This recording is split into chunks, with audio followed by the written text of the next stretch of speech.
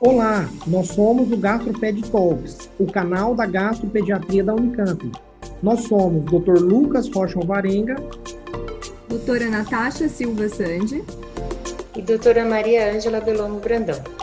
O GastroPed Talks é um canal sobre gastroenterologia, patologia e nutrição pediátricas, com foco em profissionais de saúde, em que vamos discutir temas e evidências atuais com base em guidelines, artigos científicos e entrevistaremos profissionais de destaque na área. Olá, eu sou a Maria Ângela Brandão, do GastroPed Talks, e hoje a gente vai ter uma entrevista com a professora doutora Elisete Aparecida Lomazzi, que é livre-docente e professora do Departamento de Pediatria, e a gente vai conversar sobre doença inflamatória intestinal. Professora Elisete, ao longo do tempo a gente tem observado muitas mudanças em relação à doença inflamatória intestinal, né? Há muito tempo atrás, algumas décadas atrás, isso era muito raro, isso era muito pouco comum, né? E eu gostaria que você começasse explicando a doença inflamatória e como você tem visto ao longo do tempo que isso vem se transformando. Obrigada, Ângela, pelo convite e obrigada a todos que estão assistindo. Nós esperamos conseguir colaborar com vocês no conhecimento dessa doença, que para o gastropediatra realmente é uma novidade, né? Eu conversava recentemente com o Dr. Fagundes, da proctologia, e ele me disse que o primeiro caso de doença inflamatória intestinal em adultos aqui da Unicamp foi em 1973. Um paciente que nem tinha o diagnóstico, a primeira hipótese foi de tuberculose, porque era uma doença ileal, então é uma doença muito recente, né? Tem 40 anos que o primeiro adulto foi visto aqui nesse serviço. E na gastropediatria nós estamos tendo agora realmente um aumento de número de casos. Eu estou falando aqui na gastropediatria do HC Unicamp. A partir estimadamente de 1995, nós começamos a ter uma frequência regular no aparecimento de casos novos de pacientes que receberam esse diagnóstico na faixa etária pediátrica. E anedoticamente eu vou falar, porque é uma informação informal, a gente não tem sistematicamente registrado novos casos, mas assim, 3 a 4 casos por mês novos nós temos atendido aqui na Unicamp, né? É claro que isso é uma representatividade pequena, porque nós não sabemos de onde vêm ainda catalogados esses casos. Nós temos muito gastropediatra atendendo paciente com doença inflamatória na região, que abrange o nosso hospital, mas assim, há uma nítida impressão ainda de que o aumento do número de casos está seguindo a tendência que nós vemos fora, particularmente no Canadá, onde tem um registro bastante sistemático e há muito tempo desses pacientes, e se estima para daqui 20, 25 anos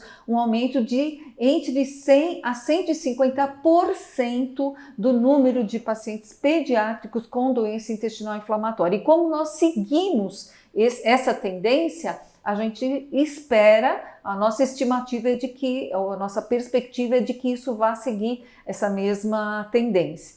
E nesse assunto eu gostaria também de conclamar os gastropediatras que vão atender esses pacientes que considerem alguma forma de registro nacional de pacientes com doença inflamatória pediátrica, inflamatória intestinal pediátrica, né? Porque só assim nós vamos ter uma consistência para solicitar uma visão federal, uma visão de Ministério da Saúde, uma visão da Anvisa, na liberação de medicamento, na liberação de procedimento, na liberação de insumos para atender essa população, né? Então isso é uma tarefa que o gastropediatra brasileiro precisa se conscientizar. Em breve né? Ainda não tenho estimativa, mas o Grupo Brasileiro de Estudos de Doença Inflamatória Intestinal vai estar lançando a possibilidade de registro desses casos. E nós vamos solicitar a participação de todo o gastropediatra para que faça essa inscrição dos seus pacientes, para que com isso nós tenhamos uma informação consistente para essas solicitações, que com certeza nós vamos colocar, vamos construir no futuro um atendimento de SUS e de convênios, né, para esses pacientes, né? Que por enquanto o atendimento ainda é informal, mas ele tem que se formalizar e tem que se tornar consistente, né, Ângela? Até para a gente entender qual que é a frequência que isso acontece no nosso meio. E uma coisa que é muito interessante é em relação à idade. Porque às vezes a noção que se tem é que a doença do adulto é igual à da criança. Queria que você falasse um pouquinho dessas diferenças, da faixa etária, porque há muitas peculiaridades que precisam ser bem entendidas, né? Nós temos uma população bastante diferenciada em relação ao adulto com doença inflamatória intestinal, porque nós temos uma heterogeneidade de apresentação, de determinação genética diferenciada em relação ao adulto. Então, não é à toa que a doença pediátrica ela é classificada de acordo com a faixa etária, em doença pediátrica, em doença de início precoce, em doença de início muito precoce, em doença infantil e em doença inflamatória intestinal pediátrica neonatal. Então, cada uma dessas classificações, essa classificação existe porque os pacientes são diferenciados na sua apresentação clínica e nos diagnósticos que embasam essa inflamação. Porque a inflamação ela não é decorrente da mesma determinação genética, das mesmas vias inflamatórias nas diferentes faixas etárias, assim de uma maneira geral. Então, assim, uma criança que tem 14, que tem 15, 16 anos, eu posso entender essa criança como tendo uma apresentação clínica e uma resposta terapêutica muito semelhante ao adulto. Então, eu tenho mais facilidade de fazer o diagnóstico de Crohn, de colite ulcerativa ou de doença não classificada. Agora, na criança de mais baixa faixa etária, eu vou ter que ter um cuidado, porque essa criança ela pode estar se apresentando com uma diarreia do tipo colite, como expressão clínica de uma imunodeficiência, né? E, embora isso não seja específico das crianças menores, e embora isso seja talvez até menos frequente do que nós estamos pensando hoje, no momento, é outra informação que nós ainda vamos ter que trabalhar, nós ainda vamos ter que investigar como funciona no nosso meio, nós temos que pensar nessa possibilidade, embora não seja a maior frequência. E pensar nessa possibilidade significa fazer o diagnóstico genético, fazer o diagnóstico da imunodeficiência e considerar um tratamento diferente, porque a resposta não vai ser a mesma que nós esperamos da criança maior, né? Então, cada faixa etária tem um fluxograma de investigação diagnóstica. É isso que a gente tem que diferenciar do paciente adulto, onde talvez pela determinação poligênica seja mais fácil, né, de esperar uma perspectiva de resposta terapêutica. Porque se a gente for pensar em qual seria a manifestação, seria muito semelhante, só com origens diferentes, né? Exatamente. Então, uma das causas, como você bem colocou, é a questão das expressões genéticas de imunodeficiência, mas esses que não são imunodeficiências, eles têm alguma causa específica? Por que há alguma teoria em relação de por que aumentou tanto? Como você colocou, aumentou no primeiro mundo, agora a gente está vendo a gente indo pelo mesmo caminho. Tem alguma outra explicação que possa ser ambiental ou social, que possa também estar dentro dessas origens da doença? Sim, nós temos 3 vertentes que embasam a causalidade da doença inflamatória intestinal, né? a vertente genética, né, um elemento genético, um elemento ambiental e um elemento relacionado às vias imunológicas que esse paciente apresenta, né? Então, essa teoria, hoje, ela se reforça no fato do ambiente estar modificando. Essa teoria de aumento, ou essa identificação do aumento de número de casos, se baseia numa modificação do ambiente, né? Se nós considerarmos, né, eu falei que em 1973 nós tivemos o primeiro caso aqui no adulto, e na criança, nos últimos 20 anos, nós estamos vendo esse aumento do número de casos. Isso é atribuído a uma mudança no ambiente. E ambiente está muito mais relacionado com o que nós comemos, né? Então, com como nós alimentamos a nossa microbiota, né? Então, assim, a disbiose hoje tem um papel central no entendimento da fisiopatogênese da doença inflamatória intestinal. Então, todos os pacientes investigados, ou a imensa maioria dos pacientes investigados com estudo da microbiota, você verifica que existe um predomínio de bactérias que não são bactérias benéficas, probióticas, e bactérias que produzem citocinas pró-inflamatórias. E essa microbiota diferenciada, anômala, provavelmente ela se favorece de uma determinada condição ambiental, de um determinado tipo de alimentação, de uso de antibiótico, de uso de inibidores da produção de H+, de parto hospitalar, parto do tipo cesárea, né? Então, cada atitude farmacológica, cada atitude não natural com que nós atendemos o nosso paciente, nós e o sistema de saúde, de uma maneira geral, né, o atendimento a esses pacientes pode favorecer o desenvolvimento de uma microbiota saudável ou não. E a microbiota é que vai programar o sistema imunológico da criança, né? Então, essa programação pode ser no sentido de pró-inflamatório e pode ser no sentido de anti-inflamatório, né? Então, esse cuidado que a gente tem que ter. Não se acredita que esteja tendo, nesses últimos anos, uma modificação genética. Por isso apareceu mais monogênicas. Não, é muito pouco tempo para explicar tamanho aumento do número de casos. Então, provavelmente o fato está no ambiente, o elemento está no ambiente. E é o pediatra, é o gastropediatra que tem que cuidar disso. É porque a profilaxia é lá, desde o nascimento até o 3º ano de vida da criança, evitando todos esses elementos que eu citei que favorecem a disbiose.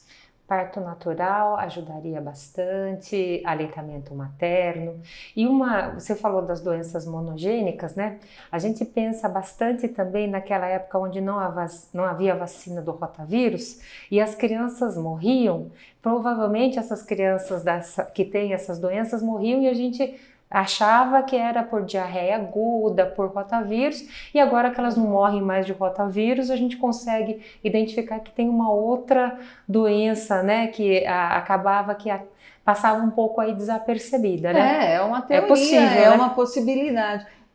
Alergia, né? Também, a proteína do leite de vaca, a gente costuma ter que fazer esse diagnóstico diferencial. Mesmo. E vamos falar então exatamente isso, como a gente diagnostica, né, a doença inflamatória intestinal pediátrica?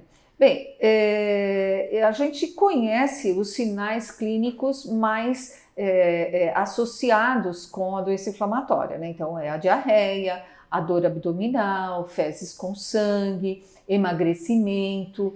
Então isso é mais ou menos comum. Fezes com sangue, fezes sanguinolenta é o marcador típico, né? Mas existem pacientes que apresentam retardo de crescimento na faixa etária puberal, pré-puberal. Existem pacientes que apenas reclamam de dor abdominal. Existem pacientes que chegam por anemia. E existem pacientes, como a gente viu hoje no nosso ambulatório, né, com doença perianal. né? Que às vezes doença perianal que se arrasta por meses e até um ano, como foi o nosso paciente hoje, considerando que é uma doença não relacionada a uma doença de Crohn, uma doença inflamatória, né? Então há que estar atento a outras formas de apresentação. Quando tem diarreia com sangue, é mais ou menos óbvio, né, para o pediatra, a necessidade da investigação com o padrão ouro, que é a colonoscopia, né? E como a gente trata atualmente as crianças com doença inflamatória intestinal? Olha, o tratamento, ele é um tratamento que ele está preconizado em guidelines da Associação Europeia de Gastroenterologia Pediátrica e Nutrição e da Associação da Organização Europeia de Crohn e Colite. Então, respectivamente, a ESPGA e a ECO. Nós também temos a Sociedade Americana de Gastroenterologia Pediátrica e Nutrição, que publica regularmente nas principais revistas da gastroenterologia, guidelines e fluxograma, não só de diagnóstico, mas de terapêutica, de recomendações terapêuticas. Então, são position papers, são consensos, são guidelines. E não há erro, Ângela, a gente tem que seguir esses guidelines, porque eles estão muitos anos de experiência à nossa frente. Então, assim, já não estamos mais na época de tratar sintomas, os nossos alvos terapêuticos são muito mais do que os sintomas, nossos alvos são cicatrização de mucosa, recuperação da qualidade de vida, manutenção do crescimento do nosso adolescente, manutenção do desenvolvimento puberal. E nesses guidelines da ECO e da ESPGA, nós temos assim de uma maneira muito clara e didática qual é o tratamento para o paciente com colite ulcerativa, de acordo com os índices de atividade da doença, e para o paciente com doença de Crohn, de acordo com a estratificação de risco de cada paciente. Então, determinado risco está associado a uma determinada conduta terapêutica. Então, assim, as nossas recomendações não são minhas e não são de nenhum serviço nacional ainda, embora daqui a muito pouco tempo nós vamos publicar um consenso nacional de doença inflamatória pediátrica do adulto pelo Grupo Brasileiro de Estudos de Doença Inflamatória. Mas, por hora, na verdade, o nosso consenso está baseado também no consenso da ESPGA-ECO, mas por hora a gente utiliza o consenso da ESPGA e não tem erro. Seguindo aquela orientação, aquelas recomendações, nós vamos estar de acordo com o que é feito e com o que é preconizado de mais atual e adequado para o paciente pediátrico. E lembrando que o paciente pediátrico você tem que monitorar crescimento, não é só o sintoma, né? Exato. E como que monitora na prática esses pacientes que já têm o diagnóstico, já foram estratificados, para saber se eles realmente atingiu todos os alvos terapêuticos aí de melhor tratamento? Isso. Então nós temos o que nós falamos de remissão dos sintomas. Quando você inicia o tratamento adequado para aquele paciente com aquele risco, ele vai em pouco tempo, em dias até, apresentar uma melhora dos sintomas. Esse é o primeiro alvo, né? Um segundo alvo é remissão clínica. Qual é o segundo? O que é remissão clínica? Total desaparecimento dos sintomas, né? Antes da era dos biológicos era onde nós estávamos satisfeitos, que nós tínhamos proporcionado a remissão dos sintomas do nosso paciente. Agora não, agora nós vamos um pouquinho mais para frente, que é a remissão da calprotectina fecal, ou a normalização da calprotectina fecal. Então, remissão dos sintomas, remissão clínica, normalização da calprotectina fecal, o próximo passo, normalização da mucosa. Então, você vai vigiar a cicatrização da mucosa. E, finalmente, um passo que ainda nós consideramos assim muito arrojado, muito otimista, né? Não sabemos se chegaremos lá com os biológicos de hoje, é a cura da mucosa histologicamente falando. né? Então, num recente estudo que é chamado estudo STRIDE, que é muito, todo gastropediatra que trata de paciente com doença inflamatória tem que conhecer e dominar esse estudo STRIDE. Está lá os momentos e em quanto tempo você deve esperar para cada um desses alvos. Entendeu? Então é muito tranquilo, assim, do ponto de vista de fluxograma, de orientação terapêutica, tá tudo lá. É como nós estamos acostumados a ver tratamento de doenças oncológicas, né? Então você tem aquele estadiamento e para cada estadiamento você tem uma terapêutica. É bem parecido.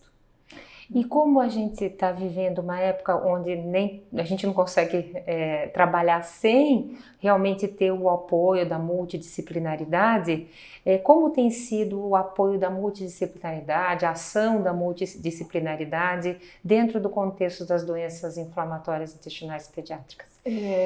Ângela, toda doença crônica, ela precisa de um acompanhamento de um grupo, né?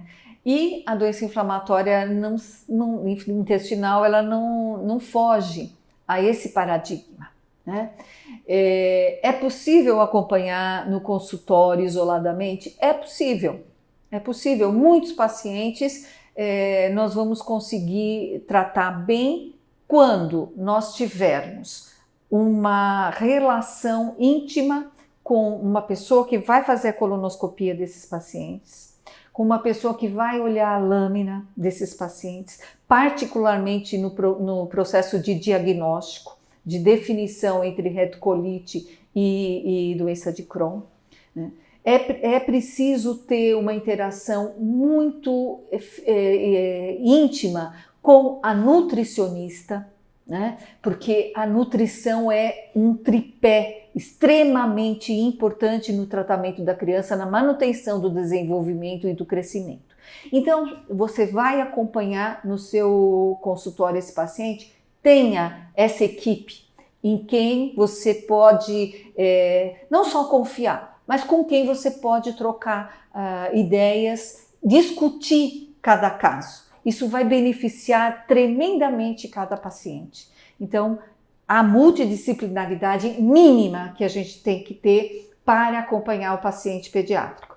Associadamente, a enfermeira especializada em doença inflamatória intestinal, associadamente a terapeuta de saúde mental, né?